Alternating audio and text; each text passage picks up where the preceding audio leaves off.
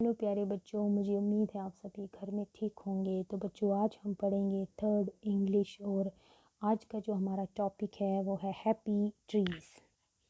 तो बच्चों, आज हम पढ़ेंगे ट्रीज़ के बारे में। तो जैसे आपको पता है बच्चों, ये जो ट्रीज़ हैं ये हमारे लिए कितने ज़्यादा इम्पॉर्टेंट हैं, हमारे एटमॉस्फेयर के लिए कितने ज़्यादा इम्पॉर्टेंट हैं, या फिर हम ये कह सकते हैं कि विदाउट ट्रीज़ हमारी जो लाइफ है वो पॉसिबल नहीं है। ठीक है, क्योंकि ट्रीज़ जो है वो हमारे एटमॉस्फेयर को क्लीन बनाते हैं, साफ़ ताज़ी हवा जो है वो देते हैं। ठीक है, और इसके अलावा ट्रीज़ से हम बहुत सारे फ़ायदे लेते हैं। उसकी लकड़ी का इस्तेमाल करते हैं, उससे हमें फ्रूट्स मिलते हैं, वेजिटेबल्स मिलते हैं।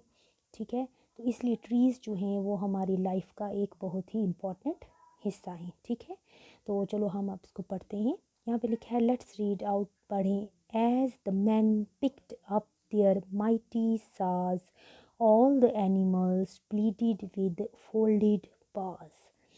तो यहाँ पे बोल रहे हैं कि as the men picked up their mighty saws, जैसे ही वो आदमी साज जो है, साज ये इस हथियार को बोलते हैं कि जैसे ही वो दरख्तों को काटने के लिए ट्रीज़ को काटने के लिए जो सा है वो पकड़ता है हाथ में साज, ठीक है, उसको हाथ में पकड़ता है, तो सभी एनिमल्स जो हैं वो अपने फोल्डेड पाज उसको रिक्वेस्ट करते हैं अपने पंजों को। जैसे हम किसी के आगे हाथ जोड़ के रिक्वेस्ट करते हैं किसी चीज़ के लिए, तो इसी तरह से सभी जो एनिमल्स हैं वो अपने पाज से फोल्ड करके पंजों को उससे रिक्वेस्ट करते हैं उस आदमी से कि हमारे दरख्तों को ना काटे। Oh please don't cut our trees down to make chairs for yourselves in the town. अब सभी एनिमल्स जो हैं वो इस आदमी को बोल रहे हैं कि प्लीज़ हमारे जो ट्रीज़ हैं, ये दरख्त जो हैं, इनको मत काटो अपने स्वार्थ के लिए, अपने मतलब के लिए, अपनी चीज़ें बनाने के लिए, चाहे वो चेयर्स हैं, चाहे कोई और फर्नीचर है, ठीक है, चाहे लकड़ी बेचने के लिए, तो अपने अपनी मतलब के लिए आप हमारे ट्रीज़ जो हैं उनको मेहरबानी करके मत काटो।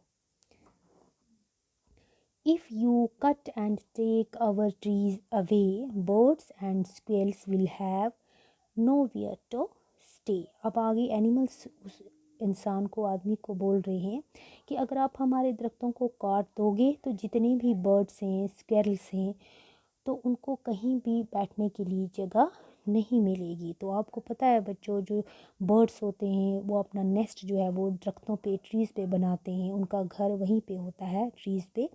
तो इसलिए एनिमल्स जो हैं वो रिक्वेस्ट कर रहे हैं कि इन दरख्तों को मत काटो। There would be no shade in which to stand, and the burning sun will turn the earth to sand.